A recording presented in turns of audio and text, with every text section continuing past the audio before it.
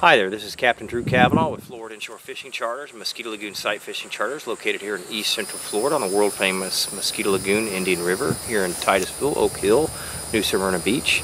And today what I'm going to do is I'm going to show you a quick video on proper rod and reel handling on how you get grass off your lure. And a lot of people are thinking, well, why are you doing this? That's easy to do. Actually, after the other day, I was on a charter and I had a client that I saw was getting grass off.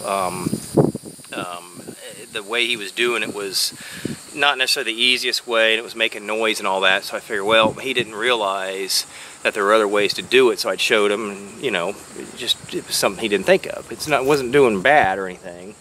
What it was doing, a lot of people do, is when they get grass on a lure, and I've got my Shimano Sustain here, 2500, just on my St. Croix rod, and what he was doing was, every time he would get grass on it, he was slinging the rod, snapping it in the water. And a couple things is, one time he broke off a lure, and second time when he was doing it, it makes a lot of noise and movement. It was spooking fish. So when you're sight fishing and fishing the flats, one thing that you want to do is maintain a certain stealth and, you know, tactic of approach. So you don't want to make a lot of noise and all that. Plus you want to stay focused on what you're doing. And I've showed this in my other videos. When you're sight fishing, you know, you throw out there, if you get grass on, you can still maintain visual sight of your fish, your target that you're throwing at, and still get the grass off. And the way you do that is, if you throw out there and you get grass on it, as you're cranking it in, you're reeling it in, stay focused on what you're doing. About when you have about 8 feet, 7 feet of line out still, about 6 feet, whatever, what you do is you just swing the lure towards you like that, grab it, you can rest the rod in your hand like that, and you can get the grass off.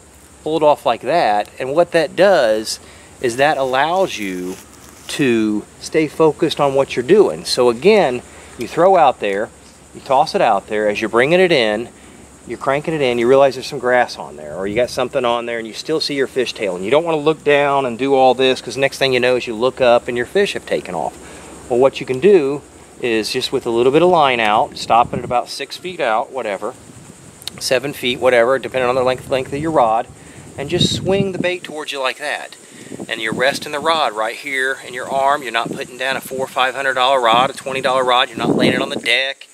And then the other thing that you're not doing is, one thing that drives me crazy, is when people reel it all the way to the top and they're stretching like this to get to it. And they're like, oh, struggling to get to it. And that drives, I'm sure that drives a lot of other people crazy too. That's just one of my pet peeves. So when you got the line out, again, you can just rest the rod right there like that in your hand. You're down there, you can still stay focused. I'm still looking out there on my fish. I can feel the grass off, get it off, I can let it go. I can reel it in to where I need it to. My eyes are still on my target, and I can make my cast again. So instead of slamming the bait, shaking the rod, and then you're also risking the hook getting to somebody, that's how you really should get grass off of a hook that, or off your lure that you got grass on. So again, this is Captain Drew Cavanaugh with Florida Inshore Fishing Charters, and everybody have a great day. Thank you.